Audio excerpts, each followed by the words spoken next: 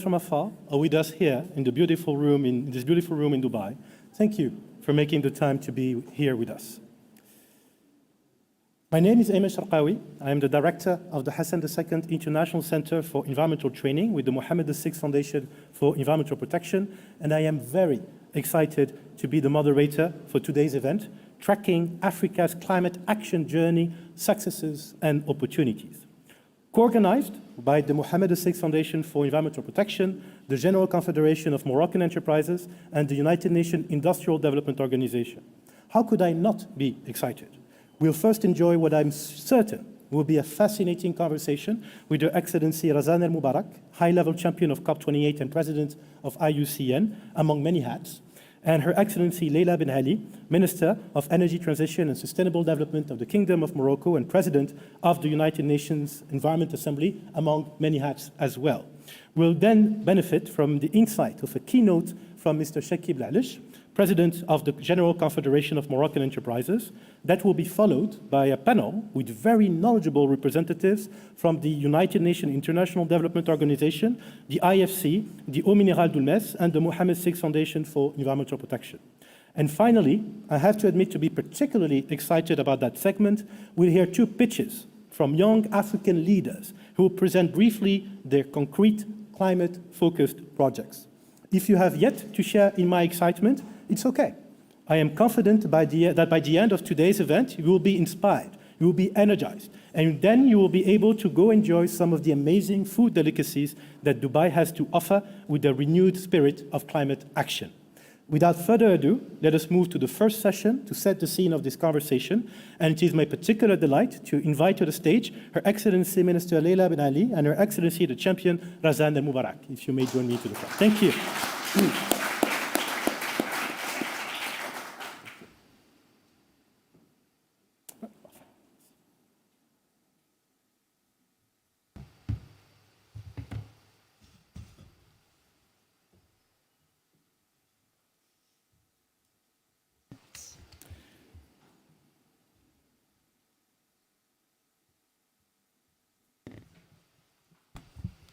Excellency, Madam Minister, as you know very well, the COP28 presidency has outlined as one of the 4 paradigm shifts that need to take place, fast-tracking the energy transition and slashing emissions before 2030.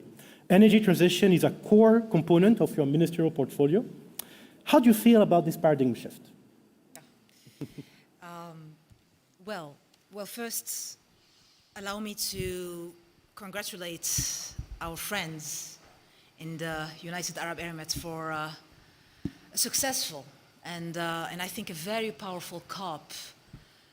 And I think from our perspective, the momentum that was built over the first few days already is a testament to the importance of this COP, with really ensuring that beyond the global stocktake, we're having concrete and sincere and honest discussions about what it would take to tackle climate change. And I would also like to thank the Mohammed VI Foundation for Environmental Protection, chaired by Her Royal Highness Princess Lalla Hasna, for its sincere and strong commitment as well, and for providing us this platform to exchange on Africa's climate action, because that's what we are talking about today. And Ayman has been hearing me holding the fort on African environmental protection issues, but also on the opportunities that a global climate change and crisis can lead us to, can bring into Africa. So I won't be very long. I think from our perspective, if we bring in the discussion and narrow it to Africa only, because I think that's the topic of this side event, we always say that decisive climate action on Africa is very urgent. But once we said that, we lost half of the room interest. And then we lose the second half of the room when we say the rest, that it's a continent that is rich in diversity, There is rich in potential, and it's not only on the front line of climate change, but also presents an incredible opportunity for sustainable development. And why we lose the interest is because we don't showcase actual projects and bankable projects that the African continent can showcase to the world. And this is our discussions that we had also a lot during the IMF World Bank meetings, annual meetings in Marrakesh, like a month ago. We as Moroccans have shown our commitment to making those projects either carbon sinks or projects that would go for mitigation or adaptation in Africa a bit more bankable than they are today. Africa, of course, has unique vulnerabilities, but it also has unique opportunities. And we were having a side event earlier today on the AAA initiative, the adaptation of agriculture. And we also showcased how Morocco, being a large fertilizers exporter, and 70%, tackling 70% of the needs of fertilizers in Africa, and Africa having more than 60% of total unused arable land. This shows you how that linkage between food security, climate, and proper deployment of capital can help us win the energy transition win the climate change issues in Africa. We are focused now in Africa as a whole, and I'll talk about Morocco in a minute, on a few themes. I would like to call them themes because our friends in multilateral development banks and other bankers help us then define those themes into specific projects. The first one is power generation and transmission. And I insist, I added transmission on purpose because, like other areas of the world, we realize that we cannot actually inject any renewable energy if we don't invest in the grids. And Morocco, like other countries, like the US, like European countries and Asian countries, we have underinvested in grids. Methane emissions, I will not insist on that. Nature ecosystem-based solutions, net zero deforestation, lands use and degradation, circular economy approaches, very key, very important.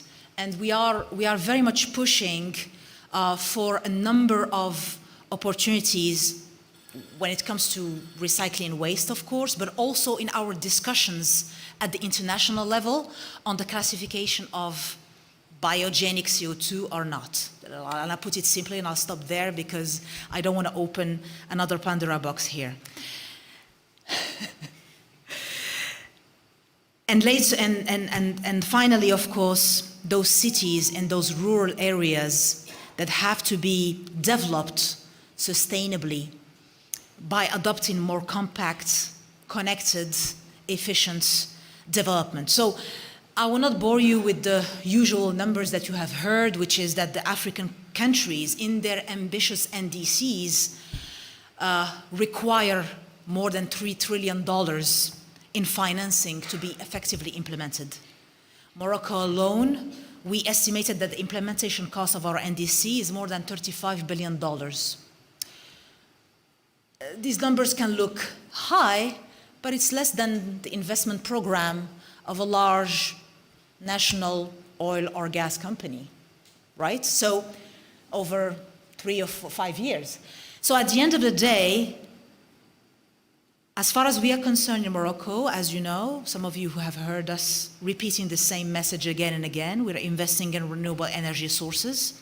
We're implementing our national strategy for sustainable development in a very inclusive way, in a very democratic way, and we include that it's definitely a new generation of public policies where we actually I don't sit down with our Minister of Finance, a very nice lady, but I don't sit down with our Minister of Finance and Minister of Interior to define our national strategy for sustainable development. We get it from the people, and we get regional consultations, international consultations on the internet, so that every Moroccan, wherever he is, or wherever she is, can have a say in a sustainable development path of the country. I will not talk about hydrogen because that's not the venue for that.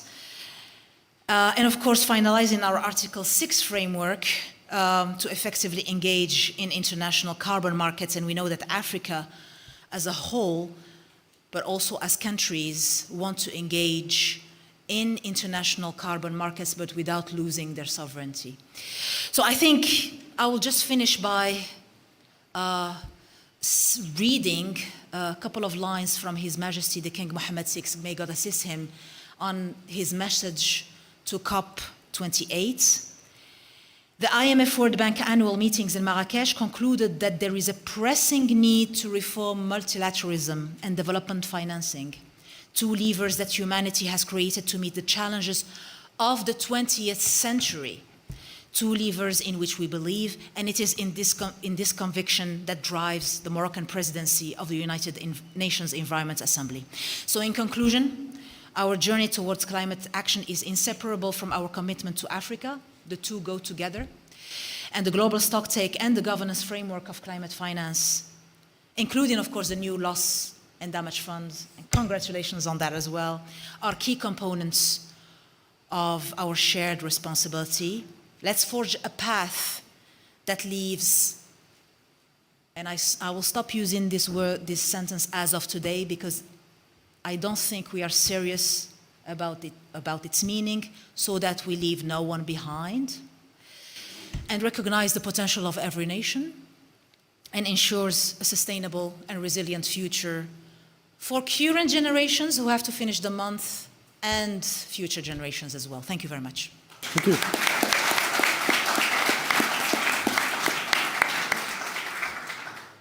Thank you. Thank you very much.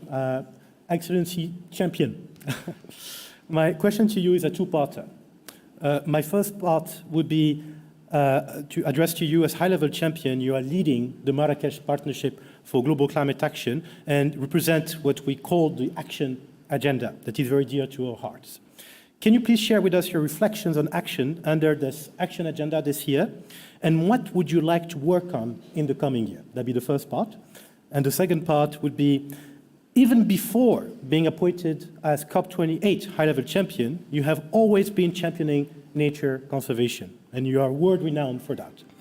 We note that the COP28 presidency has identified as one of the 4 paradigm shifts, putting nature, people, lives, and livelihoods at the heart of climate action. Can you please share more about how the two agendas intertwine? Please go ahead. Thank you. First of all, thank you very much for giving me the opportunity to speak here. Because speaking at an event organized by Morocco has so many positive connotations for me. One, the role of the high-level champion was actually made operational in Marrakesh at your COP. And it was really a recognition by the parties that action on climate change that does not include people, that it does not include civil society, businesses, will fall flat.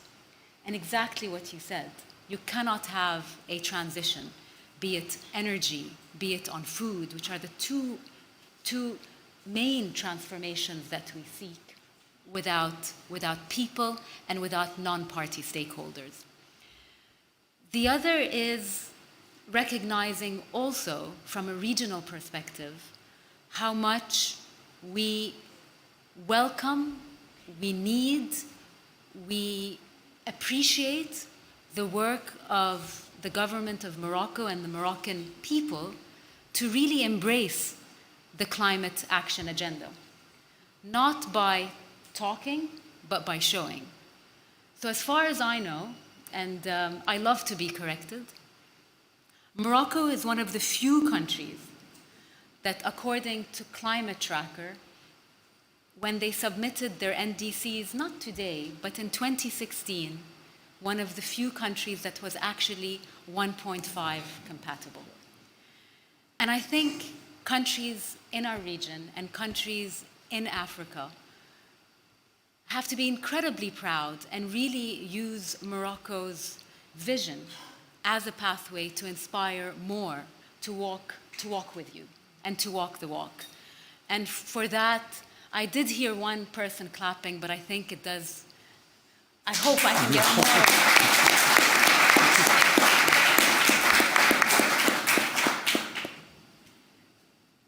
So in terms of my aspirations for this role, and ladies and gentlemen, we all know that climate change is here, and it is already impacting almost exclusively the world's most vulnerable. But at the same time, we are also losing what regulates the climate and what protects us from the climate shocks. We're losing nature, and we actually are losing it when we need it the most. When I try to explain it to people that don't really work on nature, I almost say it's like you have a disease and you need the antibodies, and you're more vulnerable when you have less antibodies. And this is what nature is to climate change.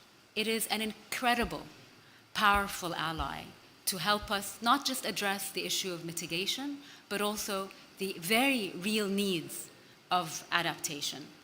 And so for me, Ayman, this is what I'd like to really bring into the discourse.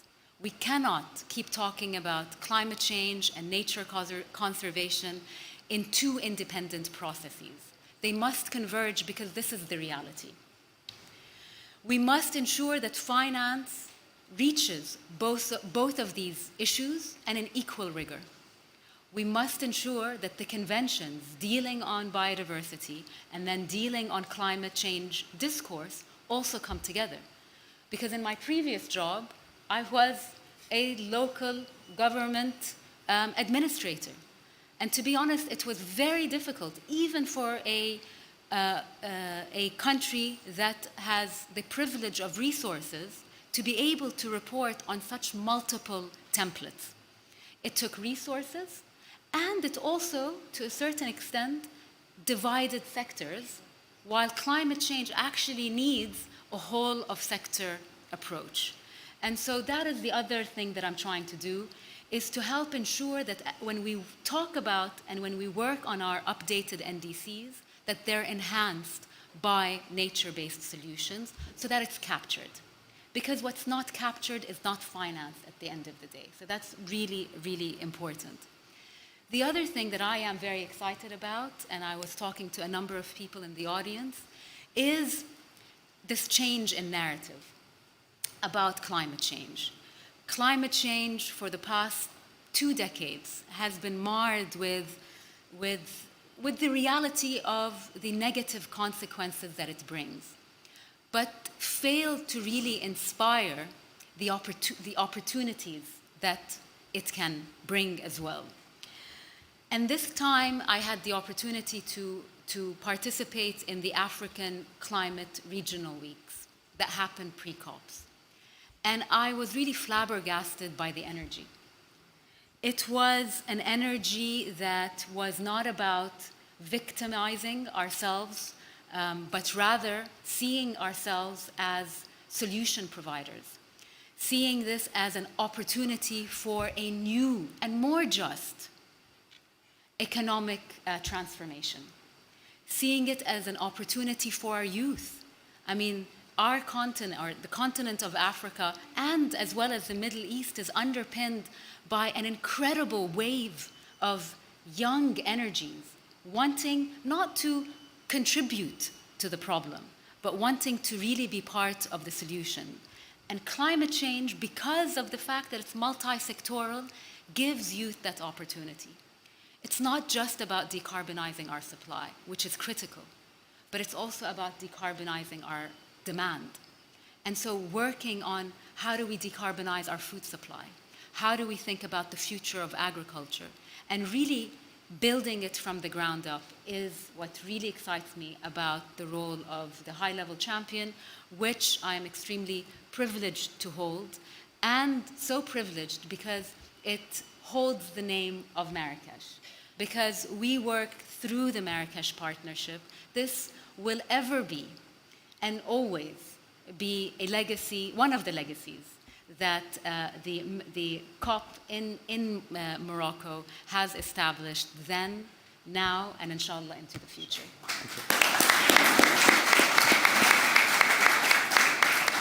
Thank you. Thank you very much, Excellency, High-Level Champion. Excellency Minister, very much aligned with what we were just discussing. As you know very well, there is an agenda item on cooperation with multilateral environmental agreements now on the UNFCCC provisional agenda. And as the President of the United Nations Environment Assembly, could you tell us a bit more about why that kind of synergy matters? I'll be very brief because I realize I have to go to another meeting, unfortunately. But this is a topic that is very close to my heart, and I'm very proud of our high-level champion to have raised it. And this is why I finished my first thoughts about reform of multilateralism.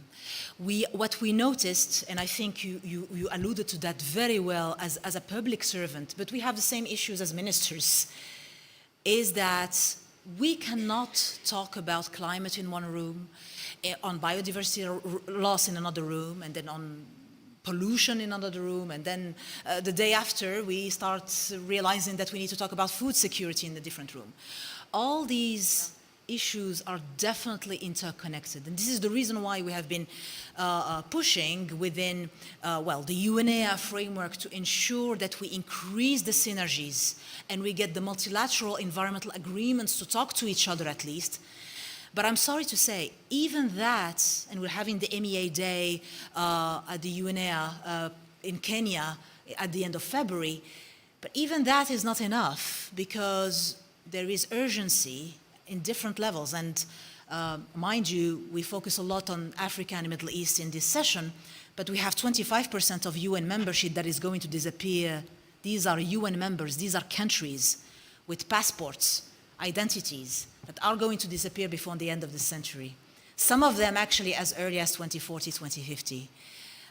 When we are in a world of accumulated crises since the beginning of the century, we had a pandemic, so health crisis, followed by financial and economic crisis that we sort of averted, but we still have a debt issue that is making it very difficult to finance sustainable development projects.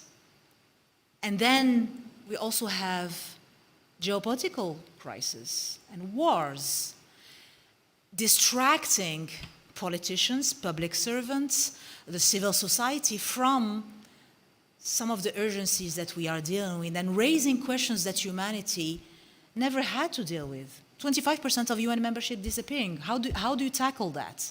Where do you put those people? Do you send them to another country? Which country? What passport do you give them? Are they free to move? Do you create not just one apartheid? Do you create several apartheids? All these questions that are unbearable and difficult to tackle. Our message very simply is the multilateral system that was created in the 20th century is great. We believe in the virtues of multilateralism, and that's why we're all here. But is it fit for purpose for the 21st century challenges? That's all what we're saying. And by saying that, it means that myself as president of UNEA and other presidents of the different COPs are now thinking how we can ensure that not only you get UNEA invited in COP or vice versa, you actually have honest discussions about the new multilateral system of the 21st century to tackle those very intricate questions that we are facing for humanity's survival. Thank you very much. I would have one final question to Her Excellency the Champion. I would like to also acknowledge that the Secretary General of the IPCC has joined us in the room. Thank you very much for joining us, Simuksit. So my last question will be about this important paradigm shift that was also identified by the COP28 presidency as the mobilizing for the most inclusive COP ever. This has been an important priority for you. Can you please share with us why you chose to elevate this priority and what are some concrete measures taking place in that regard? Thank you. Your incredible minister is leaving now because what I wanted to say is because we need more women on the table.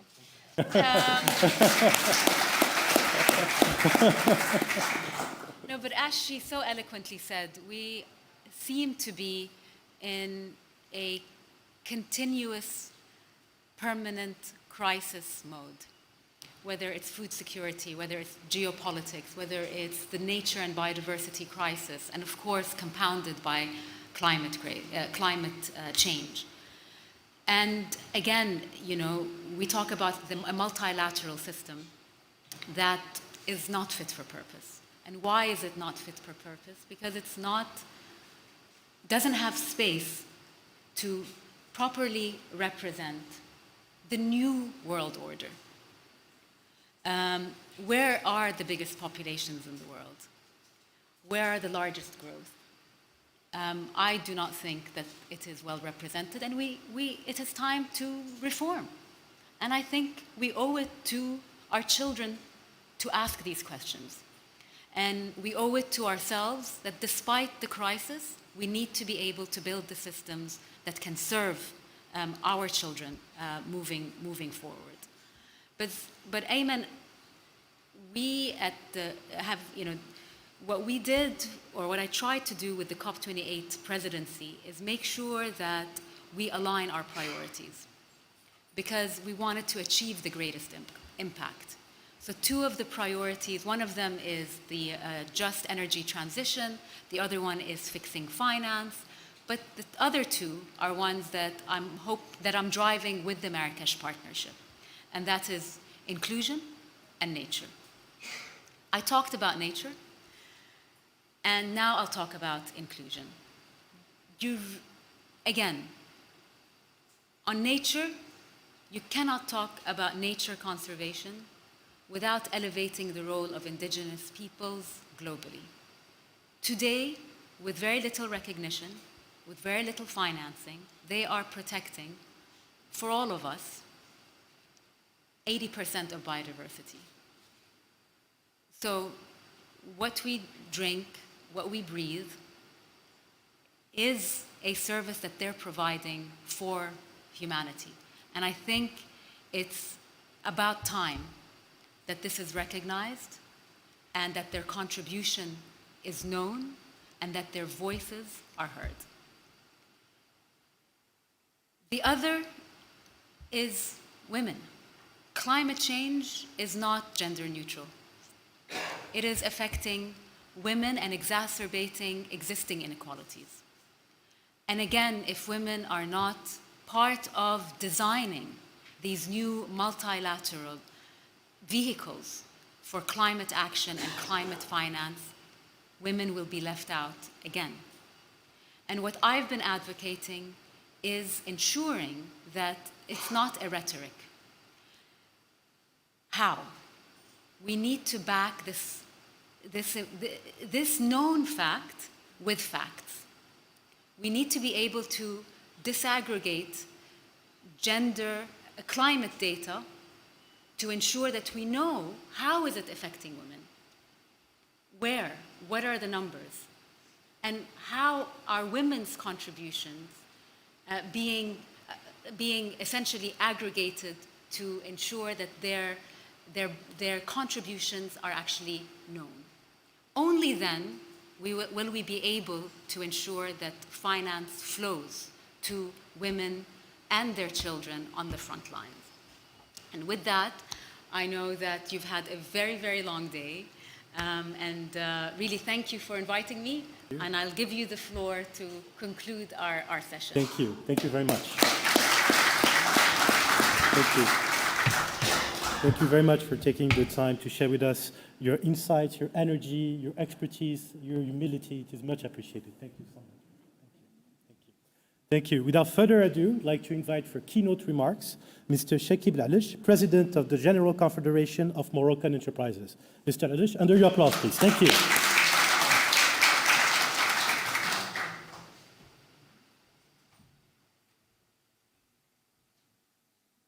Thank you, Ayman. This is the UN Climate Change High Level for COP28. Mr. Regional Vice President for Africa of the International Finance Corporation. Ladies and gentlemen, dear friends, I am delighted to address you today at this moment, at this important event celebrating Africa's achievement in terms of climate action, but also highlighting the challenges and the untapped opportunities for African private sector. Before going any further, I would like to thank the Mohammed VI Foundation for the protection of the environment and UNIDO for the quality of their partnership over the years and their precious collaboration for the organization of this gathering. Ladies and gentlemen, climate change is happening right in front of our eyes. Every one of us can see it and can feel it and feel its effect daily. And even though Africa accounts only for 4% of global greenhouse gas emission, it is the continent that is the most impacted by the ravaging effect of climate change. The good news is that we are witnessing in all parts of the world a real rise of awareness among enterprises and industries when it comes to the urgency around the necessity of decarbonization. In Morocco, the mobilization of the private sector is materialized by acts, not only words. At CGM, we realize at an early stage the challenges associated with climate change for business and identified the potential opportunities generated by these constraints. As a matter of fact, our Confederation has dedicated commissions to climate change for over 20 years. Today, 3 of 18 existing commissions focus their work on topics related to climate change. Our goal is to accelerate the ongoing climate action dynamic and offer Moroccan enterprises useful and impactful tools to succeed in their green transmission. In 2006, CGM launched its CSR label that recognizes the social and environmental commitment of Moroccan enterprise and promotes sustainable and inclusive development. Our Confederation is one of the first employers' organizations to formalize a precise, comprehensive code of social responsibility with an international scope. Another concrete initiative is the Decarbonization Guide of CGM, developed in partnership with the European Union and European Bank of Investment. This guide aims to support Moroccan companies in every phase of the decarbonization process by providing them with precise information, measures, and assistance. Moreover, CGM and the Mohammed VI Foundation for the Protection of the Environment collaborate for many years now on programs and projects with a focus on reducing greenhouse emission, particularly via capacity building and training. In this sense, I would like to mention the Qualité Air Charter, which is a voluntary commitment taken by companies to measure, reduce, and offset greenhouse gas. Through this initiative and others, our goal is not only to boost the competitiveness of our enterprises and their access to market, but also to make it easier for business to unlock investment opportunity and create jobs. Ladies and gentlemen, the untapped potential within our continent remains huge across many sectors. As we all know, Africa has significant potential in field of renewable energy, particularly solar and wind power. According to IRENA, the continent has 60% of the world's best solar resources, but only 1% of the world installed photovoltaic solar capacity and 461 gigawatt for wind. Africa can produce and export clean energy at very competitive cost and cover the entire world energy needs without speaking about the green hydrogen. Compared to fossil fuels, the renewable energy sector can create as much as 70% more jobs per $1 million invested. Africa is also the home of 30% of the world's mineral reserves, such as lithium, manganese, and cobalt, which are essential for battery. Additionally, in response to the severe water scarcity we are now observing across the continent, we believe that there is a significant potential for flourishing PPS in water desalination and water treat or reuse. In Morocco, water utilities will require an estimated annual investment of about $1 billion a year until 2030 to meet the needs of the population. Desalination will play an important role with plans to increase capacity from 130 million cubic meters a year to 1,000 million cubic meters a year as part of Morocco's 2020-2050 National Water Strategy. Finally, waste management is a rapidly growing sector that gives a plethora of responsible investment potential throughout technology and innovation. To correctly unlock these opportunities, companies need support in various terms, including the facilitation of access to funding, appropriate legislation and policies, but also adequate training and human capital development programs. They can be achieved through a solid partnership between the public and private sector.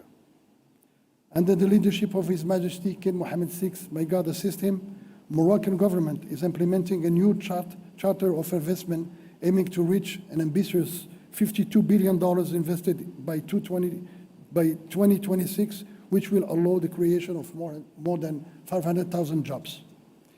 These charters paves the way for a set of financial and non-financial incentives accessible to all investors, whether they are Moroccan or foreigners, in key sectors such as the one that I just mentioned, like the renewable energy. Ladies and gentlemen, in closing, let us all unite in a strong and shared commitment to drive sustainable change. Morocco, as a beacon of progress and the key regional and continental player, stands ready to lead the action and the change. Together, we can forge a resilient future for Africa and the world. The time for action is now, and that is what COPs are all about. Thank you very much.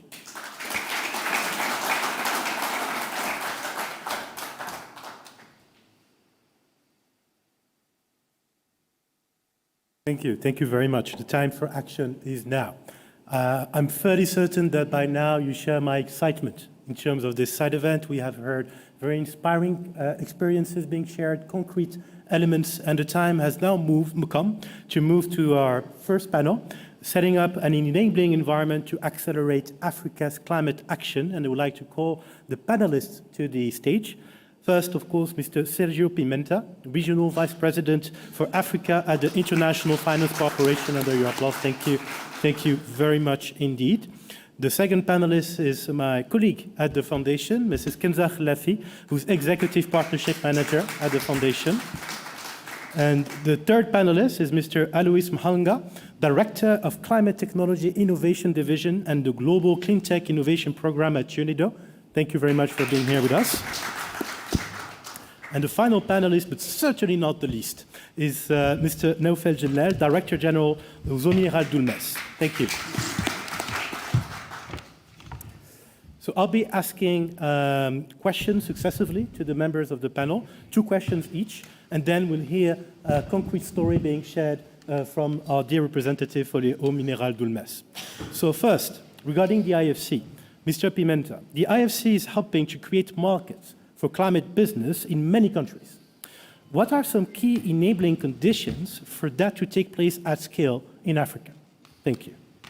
Thank you very much. It's a great honor and privilege to be here with all of you this evening, so thank you very much for having me. And let me try and address your question in terms of where we see the what is needed when it comes to this space. I think first, I mean, after what we heard in the introduction remarks, which I think set really the context for what we need to discuss tonight, I think we need to really take a sort of a holistic approach and look at the different pieces or different components that we need to add together so that we can have a real type of solutions. And the first part that we do hear quite often is that the needs, of course, the financing of climate come from a combination of public and private. And it's very clear that public will not have enough funds to cover everything, so we do need to look at how much we can leverage private funding for these needs.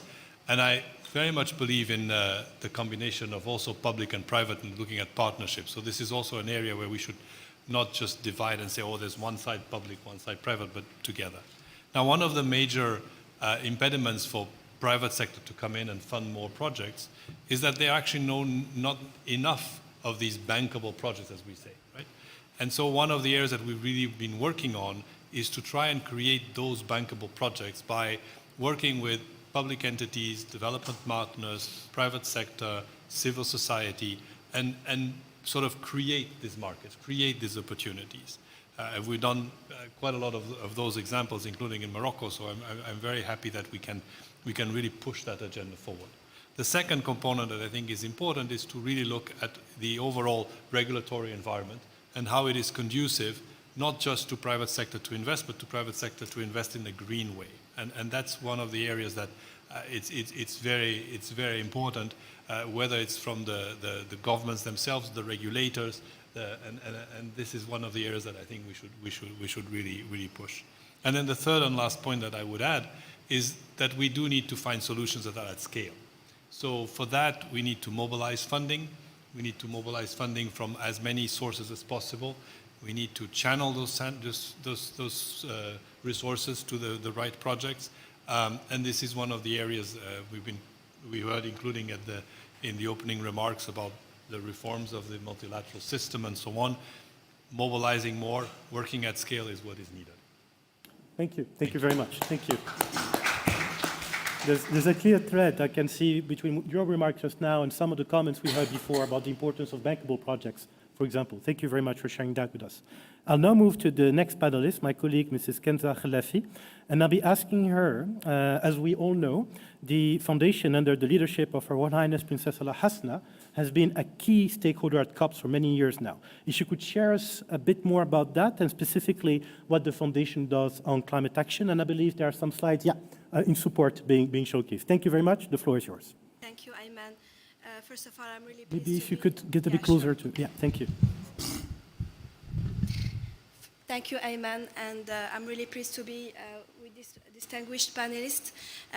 So to respond to your question, yes, it's for the foundation. It's really it's really gratifying for us to reflect the progress of our engagement in COP over the last 20 years.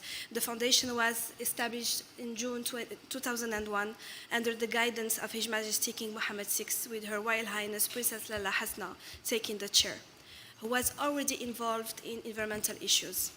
Only 4 months later, Morocco hosted COP7 in Marrakesh. Now, 21 COPs later, we gather here in Dubai, marking a significant chapter in our ongoing commitment to these crucial global challenges. Between COP7 and COP28, the Foundation had broadened the scope and scale of its initiatives. Our journey has taken us from beaches to coastlines, expanding further to include the vast expanse of the ocean. Progressing from local initiatives, we transitioned to regional accomplishments and ultimately embraced a global perspective. What began as a pilot project has evolved into comprehensive programs with partners that are here today. Despite our growth, we remain firmly tied to our local grassroots. Our commitment to innovation remains firm, always questioning ourselves. How can we contribute to add a real value?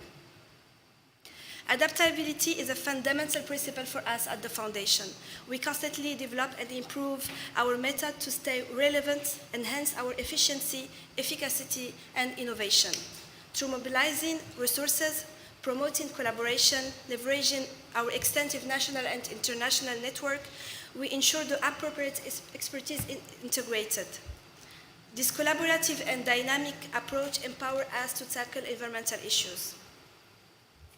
Reaching out all parties concerned, local authorities, businesses, civil society, citizens on a broader scale, employing a language that resonates with each of them. The Hassan II International Center for Environmental Training, proudly inaugurated in 2019 under the patronage of Her Royal Highness Princess Lala Hasna, is designated to serve as a vibrant hub that functions as a laboratory for generating ideas and conducting research, while also serving as a crossroad for diverse experiences in the field of environmental protection. Just quickly, 2 illustrations. Just a few weeks ago, we held a 2-day event in Marrakesh, specifically for over 600 middle and high school students, and some of them are with us today, on the House earthquake. The workshop focused on familiarizing them with natural disasters. Additionally, with us today, we have 12 young environmental reporters, hey, representing the 12 regions of Morocco. Their mission is to cover the COP, bringing their unique perspective and sensibilities to communicate with these communities. Feel free to engage with them. Thank you. Thank you. Thank you very much.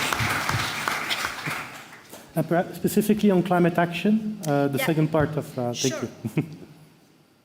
So on climate action, I would like to explain to you what the foundation is specifically doing. So the first initiative, our commitment goes beyond theory.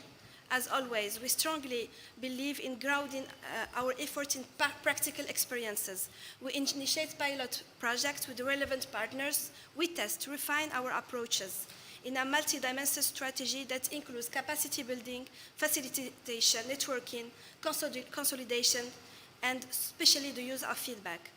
We value adaptability and constantly strive to evolve and refine our approaches. In the early stages of our efforts back in 2005, we began a fundamental phase with 3 significant actions. We played a crucial role in launching the air quality monitoring network. This involved the acquisition of stations and the training of municipal engineers. In the Casablanca region, we initiated an eco-epidemiological study to explore further the significant correlation between air quality and health. As part of our comprehensive approach, we introduced the green gas calculation tool. We have moved to a second level in collaboration with our esteemed partners that co-organize with us the side events of today, CGM. We launched Le Pacte Qualitaire. This pact was designated to inspire our partners to initiate measurements, actively mitigate, and voluntarily offset emissions that are challenging to decrease. We aligned ourselves with the approach that involves implementing nature-based solutions through palm tree planting in Palm of Marrakesh. And furthermore, we have embraced the use of renewable energies, energy efficiency by equipping solar photovoltaic kits in rural schools and teacher housing. For the moment, this is the illustration. Thank you, I appreciate it. Thank you very much. Thank you. So, I'm going to you next, Mr. Alois Mhanga, Director, as I indicated, within UNIDO. And my question has 2 parts. First, according to you, what role for African industry in climate action? And secondly, you personally are a leader on innovation in UNIDO and globally. What do you believe are key enablers for accelerated African climate innovation? Thank you. Thank you, Chair, and good evening to distinguished guests, ladies and gentlemen.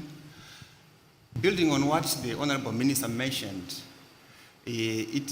what I think we need to understand is that Africa produces only 4% of the greenhouse gas emissions, let alone industry is a small part of that. We have 17% of the global population, and this population is young, apparently. So if you look at then greenhouse gas emissions per capita, somebody in North America produces the amount of greenhouse gas per capita they produce in a month, someone in Africa produces in a year. So there are serious issues of inequity and also the fact that Africa is highly vulnerable to climate change. And anything around industrialization is such that Africa has to, on one end, decarbonize this industrialization process to be able to compete, because we are now having carbon being accounted in all the products that we produce, but also has to be resilient to the effects of climate change. So what is very clear is that on one end, there's the issue of mitigation, there's also adaptation, but also industry has the potential to lead, to see this as an opportunity to provide technologies, products, and services that help Africa to be resilient to climate change, to also have low carbon products, but also to influence society so that society moves towards a low carbon and climate resilient development trajectory. And we have to also face the fact that there's no country that has developed without industrialization.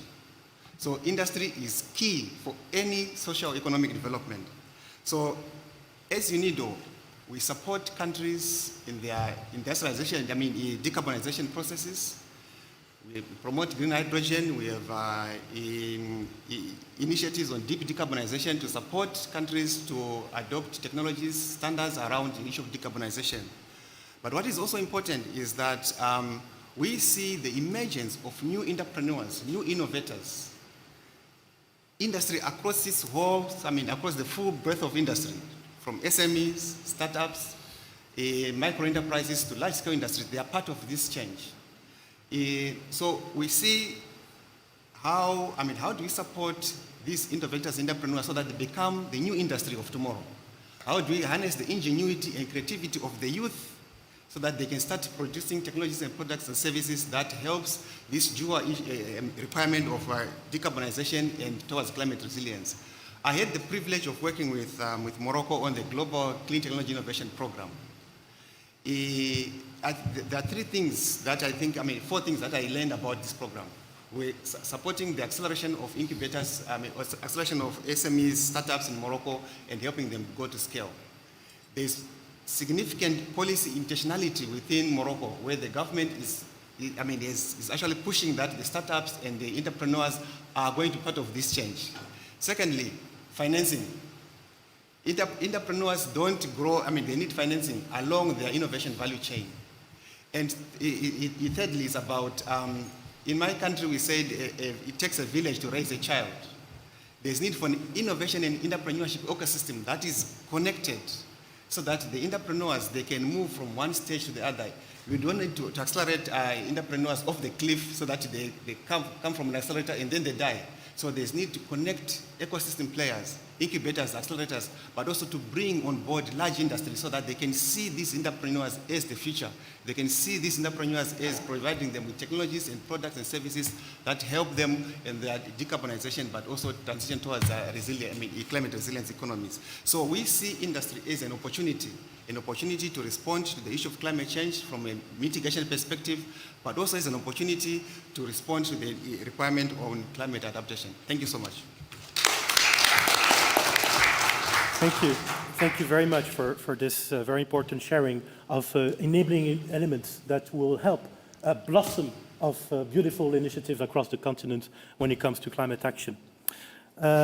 We've been talking about COP7, COP22, COP28, and I'd like to seize the opportunity to acknowledge, of course, all COPs are equally important, but to acknowledge the presence among us of the Ambassador for Africa and the Middle East of COP26, Her Excellency Janet Rogan. Thank you very much for being here with us today. Much appreciated. Indeed, and also there's all kinds of stakeholders, too many to acknowledge in the room, leadership from the CIGRM, leadership from different commissions within the CIGRM, as well as other stakeholders that are very committed for climate action. Thank you very much for being here with us. So now we're going to be moving from enablers to a concrete story led by a high-level representative of the Moroccan private sector as well.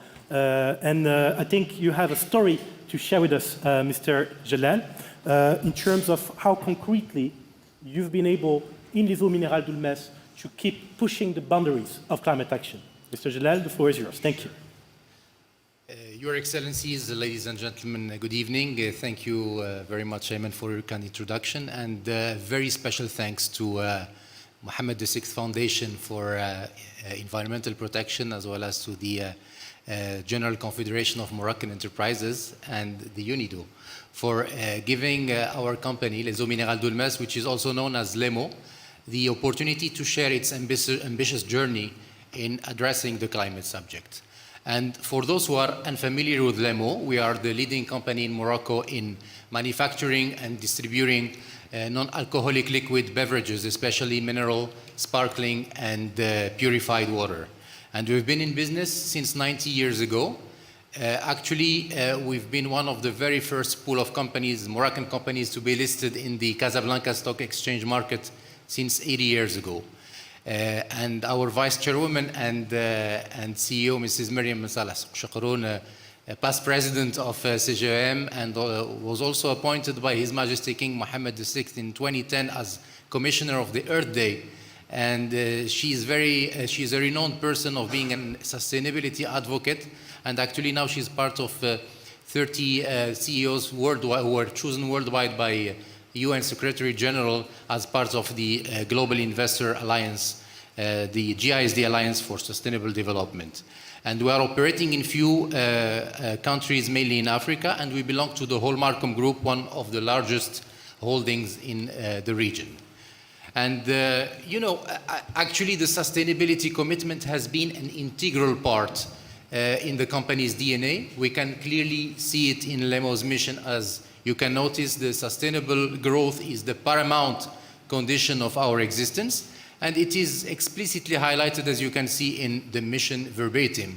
And this mission aims at catering for 5 main pillars, and one of them is definitely the environmental capital. And for that, we have activated a few years ago what we call a 4-ECO-P strategy, which targets to cut our carbon emissions by half in the next decade and achieve carbon neutrality by 2050. And here are some few highlights about this strategy. So you can see here the ECO process. It's all about reinforcing our assets towards readiness for Industry 5.0 via the utilization of cutting-edge technologies and large-scale digitalization, as well as populating the lean culture across the whole value chain. And for the eco product, we have already made significant progress developing innovative low-carbon products through packaging lightweighting and substitution. As far as the eco performance is concerned, it relates to several energy efficiency initiatives and the introduction of renewable energy into our mix. And last but not least, for the Eco Planet, we are putting a particular focus on minimizing our carbon footprint and introducing the carbon offsetting.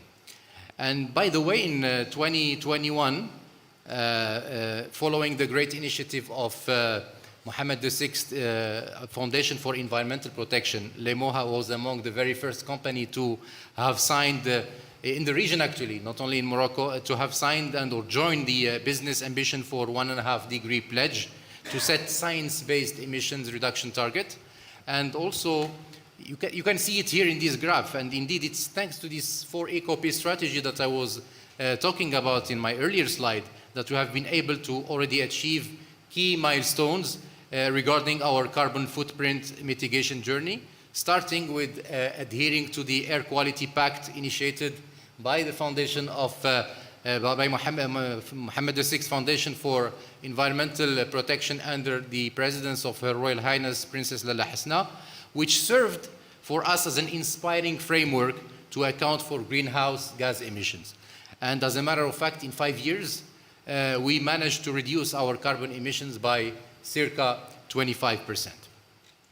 And this kind of achievement actually helped us gain more and more credibility in the marketplace. We were proudly among the among 4 entities in the entire world to have been selected in a very competitive international call for projects by the United Nations Programme for Environment, enabling us to find more sources of funding of projects related to energy transition.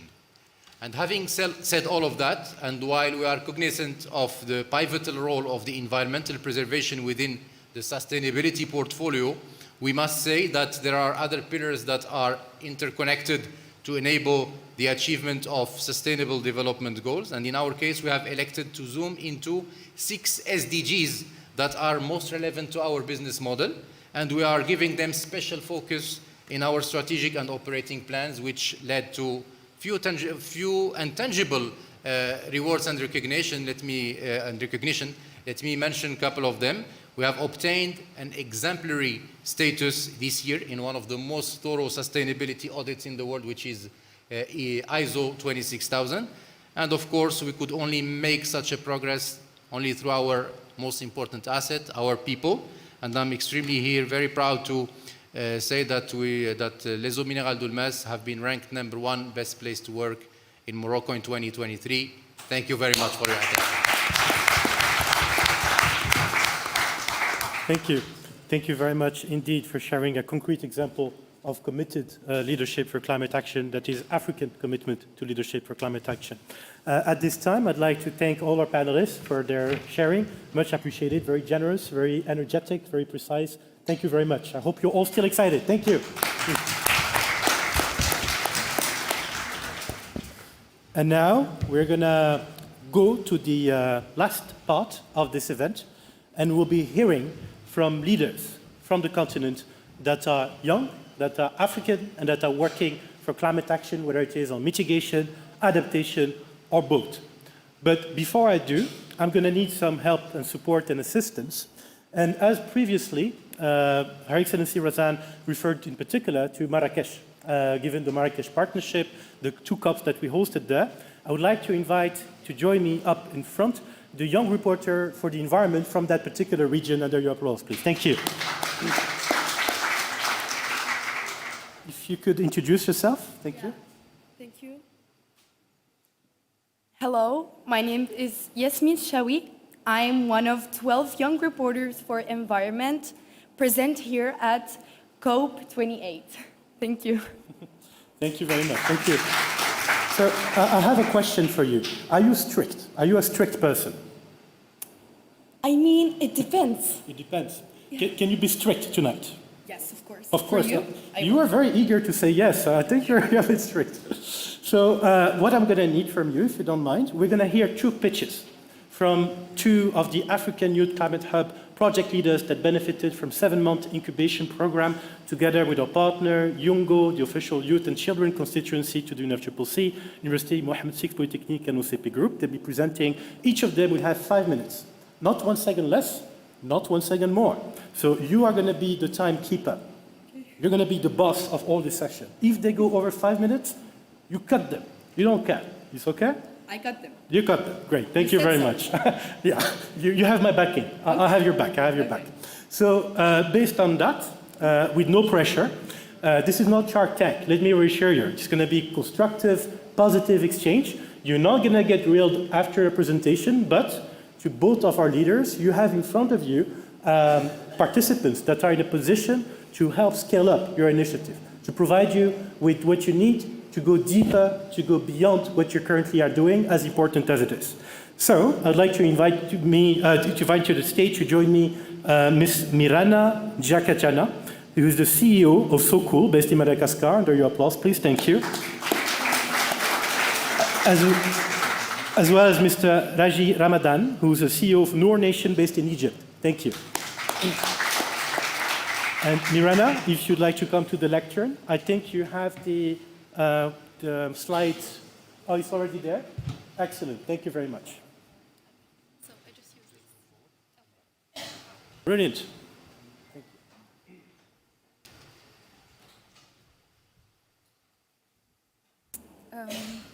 Okay, ladies and gentlemen, good evening. My name is Mirana. I'm from Madagascar, and I am the leader of the So Cool project, which is one of the 10 projects which went under incubation program at the African Youth Climate Hub. So it will be a great pleasure to present to you our project today. But before I will start, I was going to ask, raise your hand if you own a refrigerator at your home, your own home, but I think it's quite a silly question, because you would think come on, we are in 2023, who would not have a refrigerator at their home? But actually, as you can see, 74% of the African household, the sub-Saharan African household, do not have a refrigerator. And it leads to serious food waste issue, and also it leads to health issues. Besides, safe drinking water is also a basic need that 36% of the population in that region still do not have access. And basically, it's because we cannot afford it, but also for the refrigerator, since we even have struggled to access electricity and the conventional refrigerator, it works with electricity, so of course we cannot use them, basically. That's why our team has designed the SoCool, which is an affordable double design appliance, which is mainly composed of a refrigerator, solar-powered refrigerator with an embedded water filter, and it can be made locally using clay and modern cooling technology. So how does it work? Basically, we have the outdoor component, which is put on the rooftop, and it contains a solar thermal panel, which is connected with a pipe with the indoor component that you can see here, which is comprised of the refrigerator in one compartment and the water filtration system in the other compartment. So we are mainly targeting rural households in sub-Saharan Africa who cannot afford the conventional refrigerator, but also even the household in urban and peri-urban area in the region as well. And also we intend to work with NGOs and other international organizations who might be interested in providing this appliance to their beneficiaries. So we are expecting to sell our appliance at $70 US, which is 4 times cheaper than the conventional refrigerator and water filtration which exists currently in the market. And we have been working with 20 potential customers in designing the prototype. So currently we are still finalizing our prototype. We are building it in Uganda. And based on the feedback of these potential customer, the main key expectations are the affordability, the efficiency, and also the durability of the appliance, of course. So by the first quarter of 2024, we plan to finalize the prototype and also to pilot the project in Uganda, since that's where we build the prototype. Then after that, we plan to start the mass production in Madagascar with 2,000 units. And in 5 years, we plan to sell at least 36,000 units in 5 different African countries. So why 5 countries? Because our team member, it's a Pan-African team with 5 team members from 5 different African countries that you can see here. So we are 5, one from Madagascar, Uganda, Liberia, Nigeria, and DR Congo. And we are all energy and water specialists. So currently, thank you very much. So currently, as I said, we are still finalizing our prototype. So what we will really need most is a lab to finalize, test, and optimize it, and also some seed funding to really launch the project. So thank you very much, and we would be very glad to have you joining us.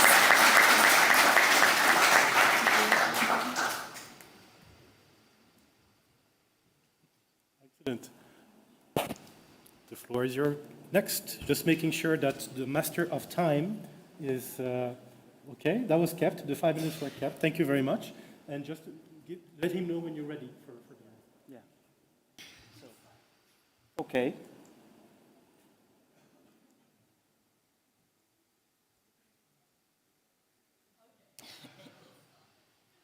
You should stop it because I don't want to go back home cut into 2 halves. Okay. Okay. Hello, everyone. My name is Raghi Ramadan. I'm the founder and CEO of NeuroNation, and I'm so happy to to find a lot of very familiar faces of my very dear Moroccan friends that I have been meeting in the past year, thanks to the African Youth Climate Hub Incubation Program. So let's. Briefly, the African Youth Climate Hub is the program that was supported by the Mohammed VI Foundation, and it is the reason why I am here today, and it played a very vital role to incubate Noor Nation as an Egypt-based renewable energy startup. So in Egypt, the cost of the providing electricity and drinkable water to farmlands can go up to $18,000 as an average every year.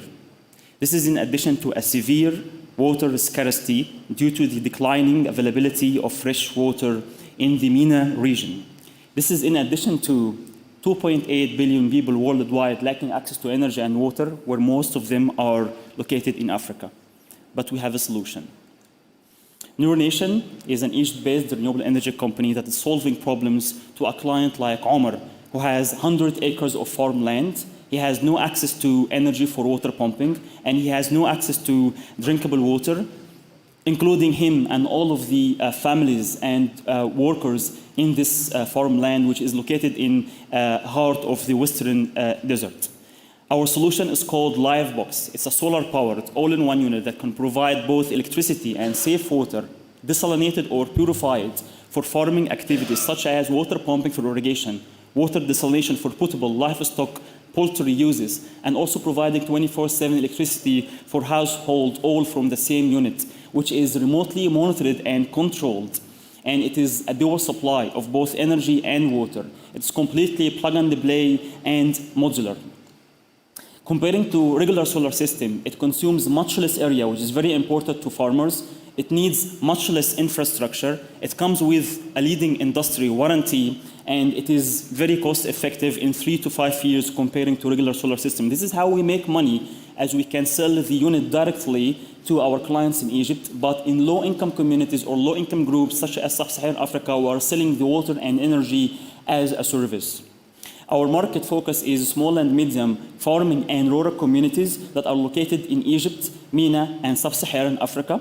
And this is a good slide about the landscape for some of the similar businesses that have been raising more than $100 million and they are based in Africa, which demonstrates the good opportunity of Noor Nation being also scaled similar to those businesses. Since we were incorporated in February 2022, we sold or made a revenue of $400,000. This is out of selling and deploying 14 live boxes across 8 governorates, serving more than 100 acres of farmland, and we based on a growth of 25% every quarter. These are some impressive live boxes, photos of our live boxes, pumping water for irrigation, desalinating water, completely replacing diesel energy or diesel pumping in these farmlands. Our impact is that we have mitigated 100 tons of CO2, desalinated more than 3 million liters of water, and unlocked more than $100,000 for our farmers that would have spent on conventional diesel energy water practices or water pumping.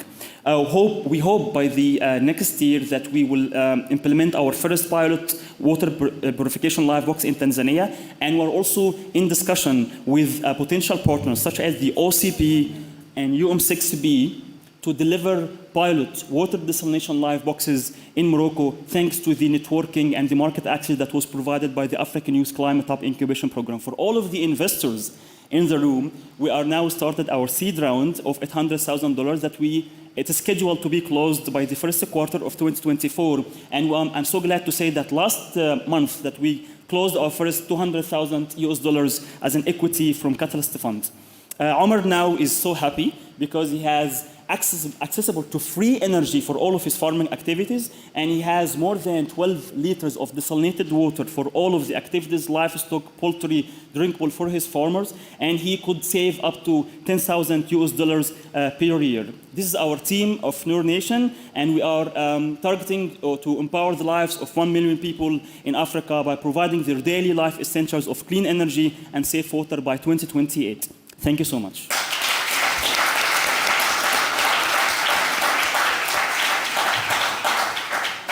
Right on time. Thank you very much. So we have a few minutes, just 2-3. If there are any questions, support, and I see a young reporter for the environment raising his hand really high. But let's look a bit around the room if there are any other stakeholders that would like to react at this point, whether it is to this or something like that. But again, just one or two comments, just providing the opportunity for exchange if anybody would like to seize it at this stage. I see, okay, one in the end over there. Thank you. And we're very happy that Omar is happy. Yes, sir. I'm happy too. Hi, everyone. Thank you for the amazing session. I just had a question for the two innovators. I was just wondering what are some of the hardships that you guys had to go through when you were starting your initiatives, and how did you overcome them? Thank you. Thank you. Maybe Mirana would like to go first? Yeah, thank you. Okay, sure. Thank you very much. If I understand well, the question is on what are the challenges that you had when starting, right? Yes, I think that's a very good question because the main point is how to start. There are many people who have great idea but don't have the courage to start or don't know where to start. So for us was first of all to find the right team. We had the idea, but to find who will be really committed and have the ability to work on the project. So composing the team is a key. The second one was on in the funding, which we are still working on as well now, since as I presented, we are still finalizing our prototype. So to overcome that, that's why we are in such networking, for example, and that's why we were also in the African Youth Climate Hub incubation program. So those programs really help to help you streamline your idea and to help you access partners and funding like what we are doing right now. Thanks. Yeah, thank you. Thank you, Mirana. Thank you for the questions. I will not add much more to what Mirana mentioned, but one of the most challenges that face us as a Noor Nation is actually, there's a lot of challenges. I could spend the whole night talking about the challenges and the problems. But doing your first sale is very important to be done perfectly, and having your first satisfied customer, and then everything else is easy. Yeah, that's it. Thank you. Thank you. As we still have 2 minutes before we need to close, and Hatim was very eager to ask the question. Hatim, if you could go ahead. Thank you. Oh, sorry, I didn't see you. Please go ahead, sir, please. Thank you so much. Mine is not really a question. You just said thank you. Great job for you both. My name is Charles Odi. I'm the Director General of the Small and Medium Development Agency of Nigeria. So we have over 40 million small businesses who actually who are trying to solve this kind of problems. And then these problems are prevalent in Nigeria. So if you're looking to expand to Nigeria, if you're looking to look for partners in Nigeria, please let us know so that we can help with the work that you're doing. Well done. Congratulations to you both. Oh, excitement right there. Thank you. Thank you. Much appreciated. So, Hatim.